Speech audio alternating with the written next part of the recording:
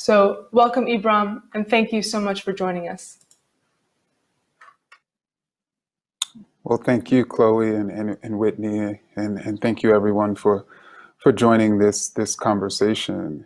And so a few weeks ago on the same day we learned about the brutal murder of George Floyd, we also learned that a white woman in Central Park who chose not to leash her dog and was told by a black man nearby that she needed to leash her dog, instead decided to threaten this black male, instead decided to call the police and claim that her life was being threatened.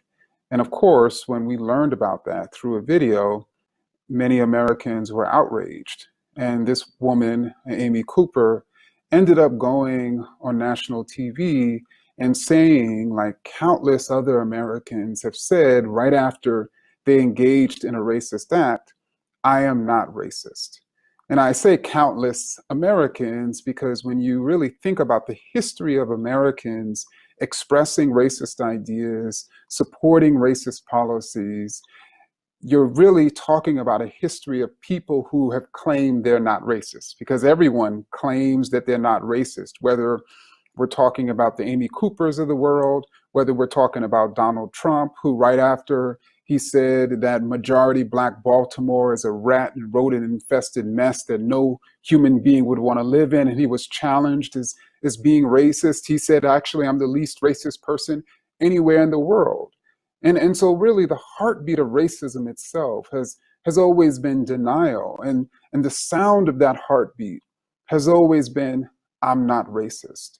And so what I'm trying to do with my work is to really get Americans to eliminate the concept of not racist from their vocabulary and realize we're either being racist or anti-racist. We're either expressing ideas that suggest certain racial groups are better or worse than others, superior or inferior than others. We're either being racist or we're being anti-racist. We're expressing notions that the racial groups are equals, despite any cultural and ethnic differences.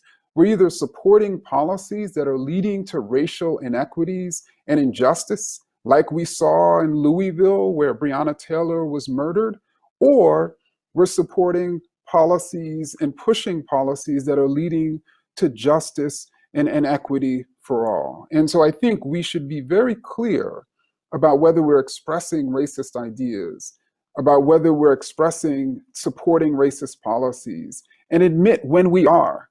Because to be anti-racist is to admit when we expressed a racist idea, is to say, you know what, when I was doing that in Central Park, I was indeed being racist, but I'm going to change. I'm going to strive to be anti-racist. And to be racist is to constantly deny the racial inequities that pervade American society, to constantly deny the racist ideas that pervade American minds. And so I want to build a just and equitable society. And the only way we're going to even begin that process is if we admit our racism and start building an anti-racist world.